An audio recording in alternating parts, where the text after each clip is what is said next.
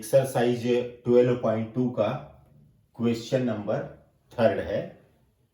A factory makes tennis rackets and cricket bats. मतलब एक कारखाने में टेनिस के रैकेट तथा क्रिकेट के बल्ले बनते हैं। A tennis rackets takes 1.5 hours of machine time and 3 hours of craftsman's time in it's making, while a cricket bat takes 3 hours of machine time and 1 hour of craftsman time। मतलब एक tennis racket बनाने के लिए हमको 1.5 घंटे का यांत्रिक समय लगता है। यहाँ पर देखिए, एक टेनिस रैकेट बनाने के लिए हमको 1.5 घंटे का यांत्रिक समय लगता है और 3 घंटे का क्राफ्टमैन्स टाइम लगता है, मतलब शिल्पकार का समय लगता है। In it's making while a cricket bat takes 3 hours of machine time.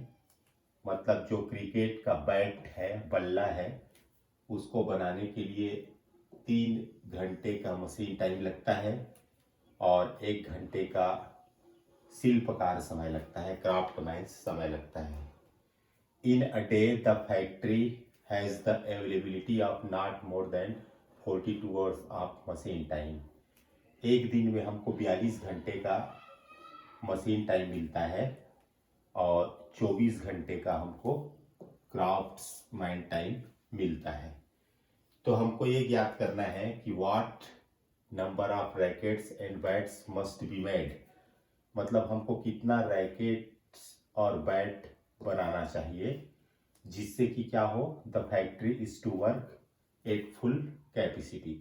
मतलब फैक्ट्री जब अपने फुल कैपेसिटी पे काम करती है तो कितना रैकेट और कितना बैट्स बनेगा, उसका नंबर पता करना है, उसकी संख्या। In the profit on a racket and on a bat is ₹20 and ₹10 respectively. Find the maximum profit of the factory when it works at full time। इसका मतलब है कि यदि रैकेट और बल्ले पर लाभ 20 रुपया और 10 रुपया हो, यहाँ पर रैकेट पर प्रॉफिट 20 रुपया और बैट पर प्रॉफिट 10 रुपया है, तो कारखाने का अधिकतम लाभ ज्ञात कीजिए। तो maximum profit of the factory हमको निकालना है। ठीक है, तो चलिए हम इसको बनाते हैं। मैं इस पूरे सवाल को सारणी के रूप में आपके सामने लिखता हूं। सबसे पहले हमारे पास जो आइटम है उसको लिखता हूं। हमारे पास जो आइटम है वो है रैकेट है और क्या है, बैट्स है। ठीक है, बल्ले। ये 2 आइटम है हमारे पास। मान लीजिए कि रैकेट की जो संख्या है वो x है और बल्ले की संख्या y है। अब जो हमको मशीन समय लगता है, जो मशीन टाइम है, यांत्रिक समय, वो मशीन टाइम कितना है देखिए, 1.5 है। रैकेट बनाने के लिए हमको ये देखिए, racket takes 1.5 hours of machine time. तो रैकेट के लिए 1.5 hours मिलता है और बैट के लिए हमको 3 hours ऑफ मशीन टाइम, तो 3 hours मिलता है बैट के लिए। ठीक है, और जो आगे क्राफ्टमैन्स जो टाइम है वो है क्राफ्टमैन्स टाइम।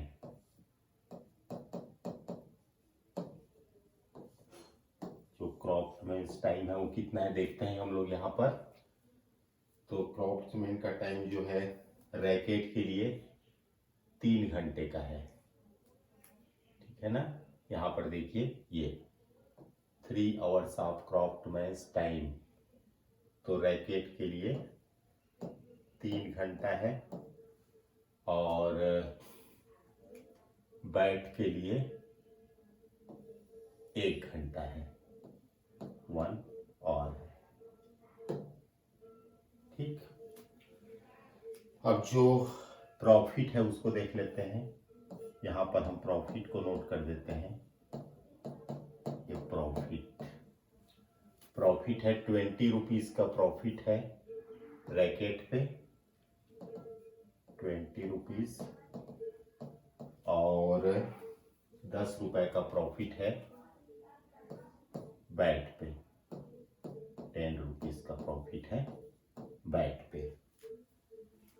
अब जो हमारे पास उपलब्ध समय है, अवेलेबल टाइम है, उसको देख लेते हैं। अवेलेबल टाइम,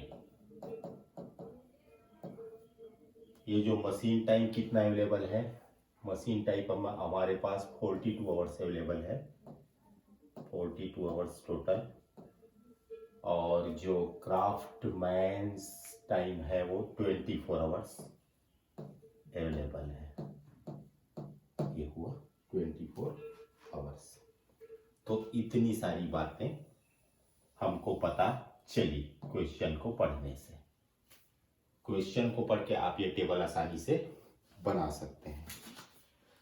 तो चलिए अब हम एलपीपी लिखते हैं। LPP, linear programming problem will be Z is equal to, यहां पर प्रश्न को आप ध्यान से पढ़िए। प्रश्न में क्या लिखा है देखिए, if the profit on a racket and on a bat ₹20 and 10, मतलब 20 रुपए का प्रॉफिट मिलता है हमको किस पर, रैकेट पर। तो एक रैकेट पे 20 रुपए का प्रॉफिट मिलता है, तो हमारे पास टोटल x रैकेट है, तो 20x रैकेट हो जाएगा। रैकेट की संख्या 20x, लाभ है ये। यहां पर एक बैट में 10 रुपए का लाभ मिलता है, तो y बैट में 10y रुपए का लाभ मिलेगा। तो ये जो प्रॉफिट है z, इसी को हमको क्या करना है, मैक्सिमाइज करना है, मैक्सिमाइज करना है। ये हमारा ऑब्जेक्ट फंक्शन हुआ। अब subject to constraints, subject to constraints मतलब व्यवरोध हिंदी में, वो देखते हैं। यहां पर देखते हैं हम कि जो रैकेट है उसके लिए मशीन टाइम है 1.5 आवर, मतलब एक रैकेट बनाने के लिए 1.5 आवर लगता है। तो टोटल रैकेट x है, तो 1.5 into x, 1.5 into x plus racket के बाद आ जाइए बैट के लिए।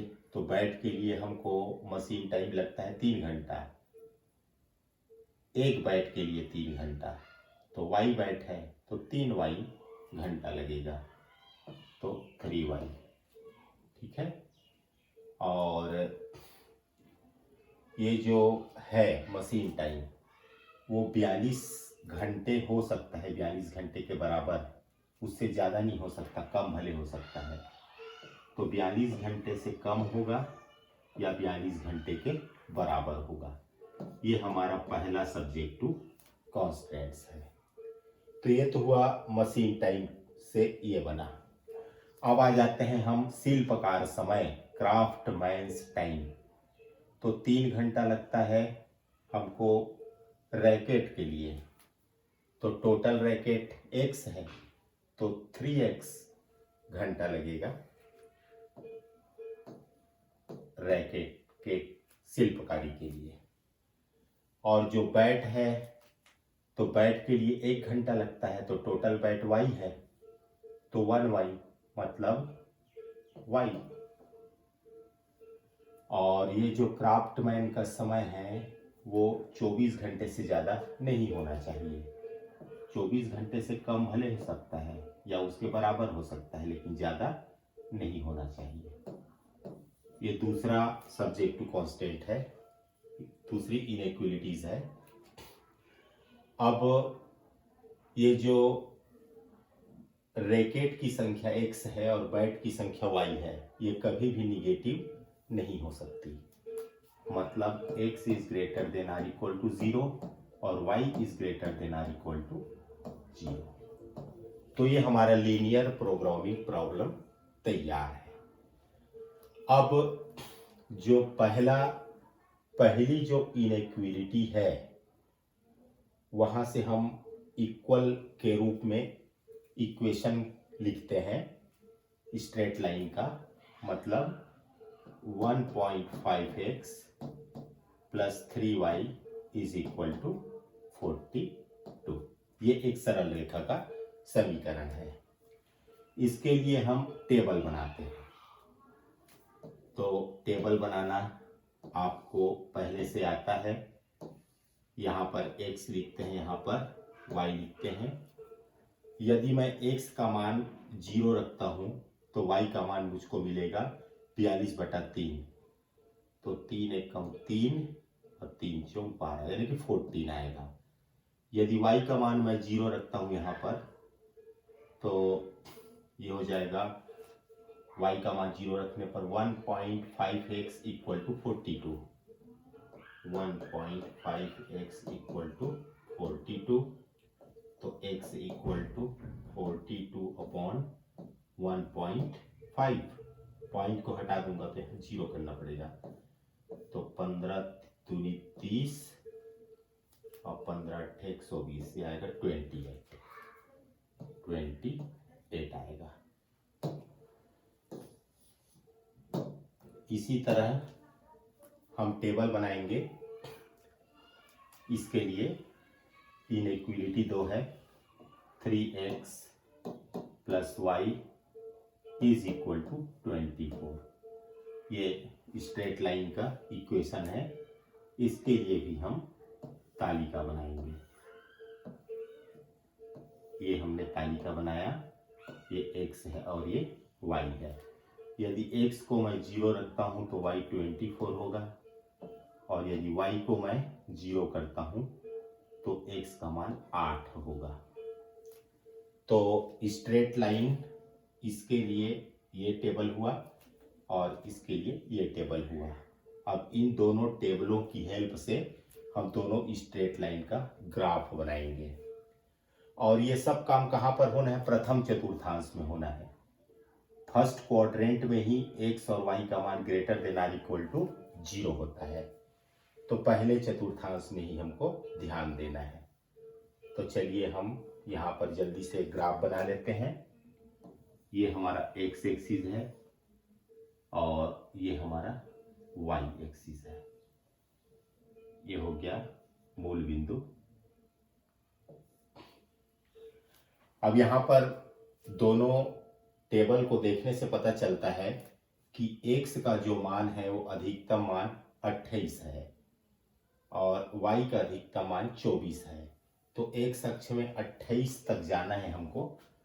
तो 2 से चालू कर लेते हैं। 2 कम 2, 2 दूनी 4, 2 तिया 6, 2 चौक 8, 2 पंचे 10, 2 छक्के 12, 2 सत्ते 14, 2 अट्ठे 16, 2 नी 18, 2 दहा 20, 20 2 22, 22 2 24, 24।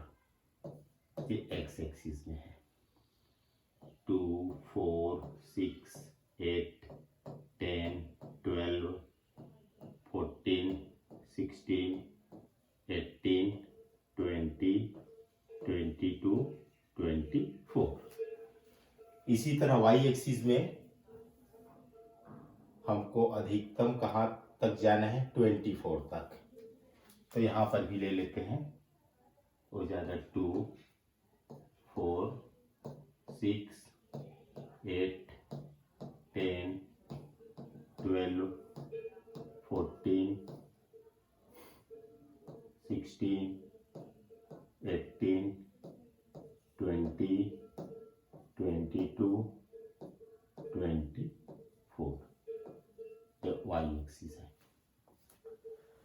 अब पहला जो पॉइंट है हमारा, ये पहला टेबल आप लोग ध्यान से देखिए। एक्स अक्ष में 0 देखना है और वाई अक्ष में 14। तो वाई अक्ष में सीधा 14 देख लीजिए, ये है 0 और 14। ये जो पॉइंट है वह 0 और 14। इसके बाद 28 और 0 देखना है। एक्स अक्ष में 28, वाई अक्ष में 0। तो एक्स अक्ष में 28, 24 और 2 26 और 2 28 यहाँ पर आएगा। तो ये एक्स अक्ष में 28 और 0 हुआ है, 28 एंड 0। ये पॉइंट हुआ। दोनों पॉइंट को स्केल से मिला लेते हैं हम। तो आप लोग ग्राफ पेपर में इसको अच्छे से बनाएंगे, साफ सुथरा। तो ये हुआ हमारा। तो इस जो ये स्ट्रेट लाइन बना है उसका समीकरण है 1.5x + 3y = 42। 1.5x + 3y = 42।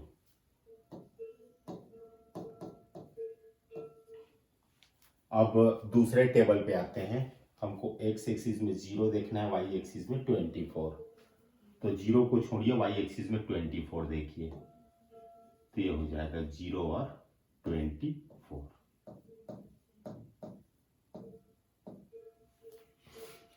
फिर एक्स एक्सिस में 8 देखना है, वाई एक्सिस में 0।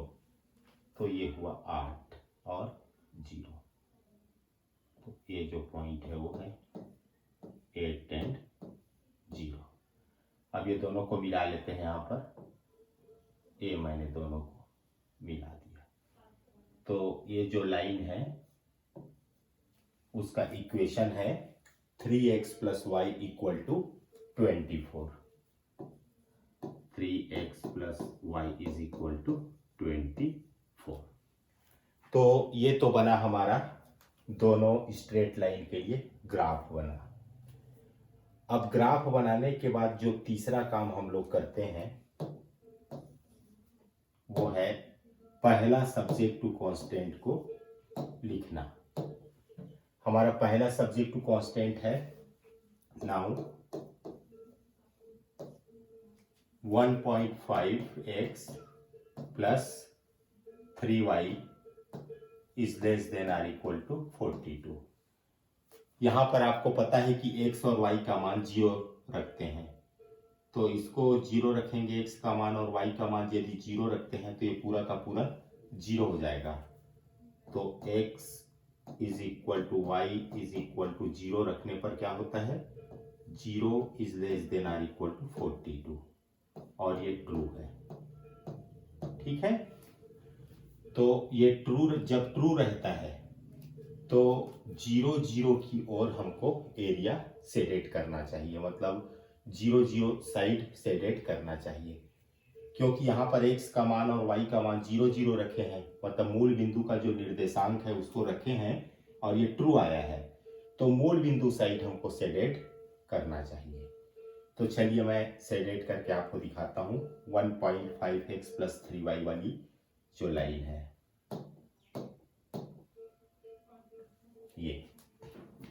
ये वाली जो लाइन है 1.5x + 3y = 42 के लिए ट्रू आया था। तो चलिए मैं सेडेट कर देता हूँ। ये देखिए, मूल बिंदु की ओर सेडेट कर रहा हूं मैं, आप लोग देख रहे होंगे। तो देखिए, मूल बिंदु की ओर।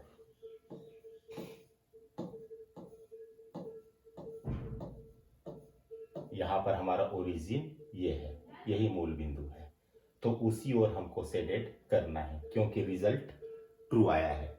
यदि ये फॉल्स आता तो इस लाइन के ऊपर की तरफ हम सेडेट करते हैं। अब आगे बढ़ते हैं, दूसरा सब्जेक्ट टू कांस्टेंट देखते हैं। जो दूसरा सब्जेक्ट टू कांस्टेंट है वो है 3x plus y is less than or equal to 24। यहाँ पर भी हम एक्स और वाई का मान यदि 0 रखते हैं तो क्लियर दिखाई दे रहा है कि 0 is less than or equal to 24 आएगा। तो ये भी ट्रू है। तो ये ट्रू है तो 3x प्लस वाई वाली जो लाइन है, ये लाइन उसके नीचे की ओर शेडेड होगा। नीचे की ओर मतलब उसको अर्ध तल भी बोलते हैं। मूल बिंदु की ओर शेडेड करना है। तो इसको मैं थोड़ा सा अलग कलर में शेडेड कर देता हूं ताकि हमको कॉमन एरिया पता चल सके। ये जो 3x प्लस वाई वाली लाइन कहाँ पर है? ये है 3x plus y equal to 24। इसके नीचे तरफ शेडेड करना है। ये देखिए मैं शेडेड कर रहा हूँ, बड़े ही ध्यान से देखिएगा आप लोग।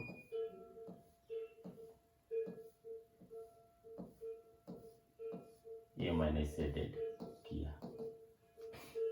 अब आपको स्पष्ट दिखाई दे रहा होगा कि दो प्रकार का कलर है और दोनों कलर एक दूसरे को इस क्षेत्र में मिलते हैं।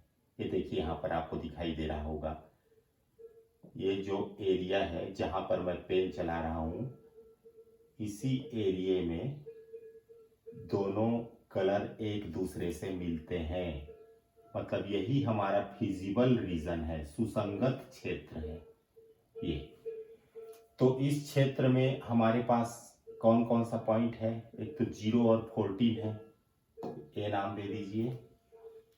यहाँ पर जो पॉइंट है मूल बिंदु है 0 0।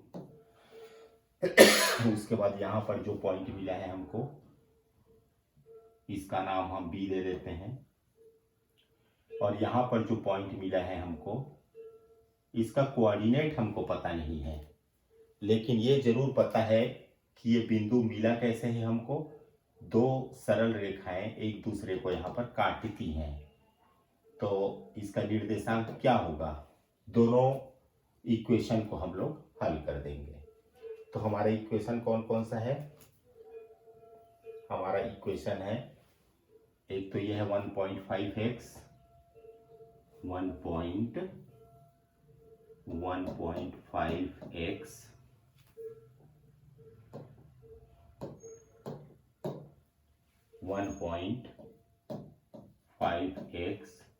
Plus 3y equal to 42। और इक्वेशन नंबर 2 है 3x plus y equal to 24। 3x plus y is equal to 24। ये दोनों इक्वेशन को हल करके x और y का मान निकालेंगे, तो वही पॉइंट ऑफ इंटरसेक्शन होगा। तो यहाँ पर हम 3 का गुना कर देते हैं, क्योंकि यहाँ पे 3y है तो यहाँ भी 3y होना जरूरी है।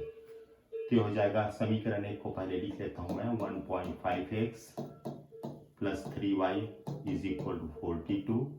यहाँ पे 3 3 9, 9x plus 3y is equal to 24 का मल्टीप्लीकेशन 3 से, तो 3 चौके 12, 3 दूनी 72 आएगा। अब यहाँ पर चिन्ह बदल लीजिए, विलोपन विधि का इस्तेमाल कर रहा हूं यहाँ पर मैं। तो 1.5 में 1.5x minus 9x, 1.5x minus 9x is equal to, यहाँ पर 42 में 72 माइनस होगा। ठीक है, तो यहाँ पर आप देख रहे हैं कि 9 में हमको 1 घटाएंगे तो 8 आएगा, 8 में 0.5 घटाएंगे तो 7.5 आएगा। तो minus 7.5x is equal to, यहाँ पर 2 में 2 तो 0, 7 में 4 गया तो 3, ये माइनस में आएगा। तो ये हमको प्राप्त हुआ, दोनों साइड से माइनस कटेगा तो हो जाएगा 30/7.5, मतलब 300/75। इसको हम कटा सकते हैं। तो 25 तिया 75, 25 एकम 25 और बचा 5, तो 25 दूनी 50, 3 एकम 3, 3 चौक 12। तो x का मान आया 4। 4 रखते हैं हम x के मान को यहाँ पर, तो यह जाएगा समीकरण 2 में रख देते हैं। तो 3x plus y equal to 24।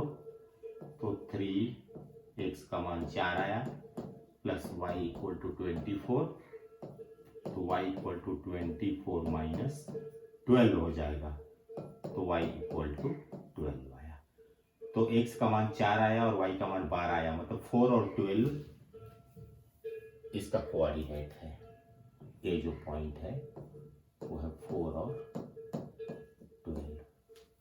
तो इसको हम नाम दे देते हैं, ये A है, ये B है, तो इसको हम नाम दे देते हैं C। तो जो कॉर्नर पॉइंट मिला है हमको वो है A है, O, B और C। मतलब O B, ये पॉइंट B है, O B C A और O, ये हमारा फिजिबल रीजन है। तो जो फिजिबल रीजन है वो कौन सा है? Feasible region.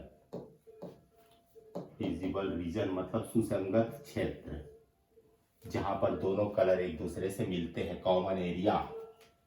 इस सुसंगत क्षेत्र में जो कॉर्नर पॉइंट है, कोणीय बिंदु है, वो कौन कौन से है वो देख लेते हैं।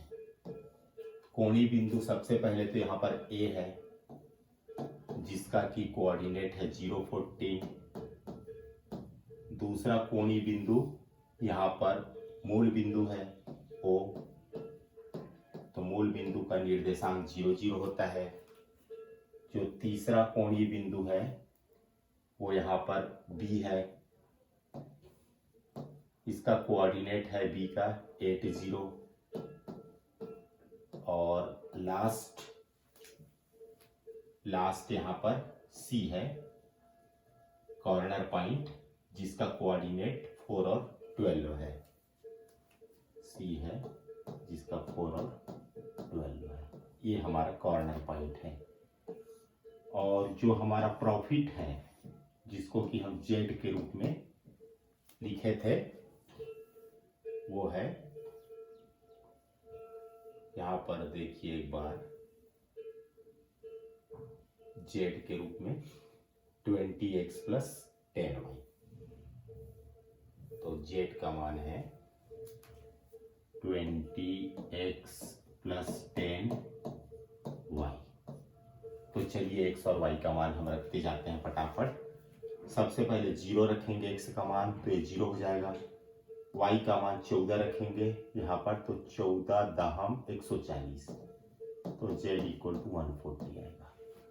अब यदि 0, 0 रखते हैं तो x और y का मान 0, 0 रखेंगे तो वो तो 0 हो जाएगा। और यदि हम x का मान 8 रखते हैं और y 0 रखते हैं, x का मान 8 रखते हैं तो 8 दूनी 16, 160 आएगा, 160, ये तो 0 हो जाएगा। और यदि हम यहाँ पर 4 और 12 रखते हैं, तो z का मान, x का मान 4 रखते हैं तो 20, 4 रखते हैं तो 20 चौक 80 और 120, 80 और 120 मतलब 200 आएगा। तो हमको z को मैक्सिमाइज करना था, तो z को मैक्सिमाइज करना था, तो देखिए z का अधिकतम मान यहाँ पर 200 है।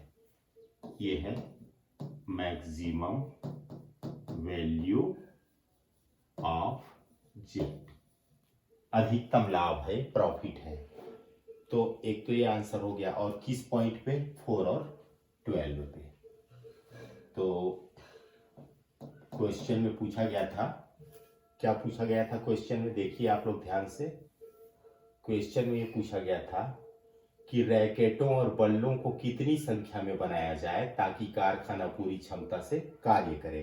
रैकेट और बल्ले को कितनी संख्या में बनाया जाए? तो आप देख रहे हैं यहाँ पर ये रैकेट,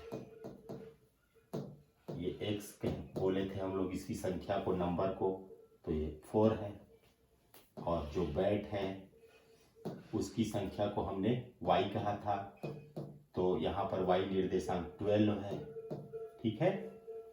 और जो दूसरा क्वेश्चन पूछा गया था अधिकतम लाभ, तो अधिकतम लाभ जो है यहाँ पर देखिए क्वेश्चन में अधिकतम लाभ पूछा गया था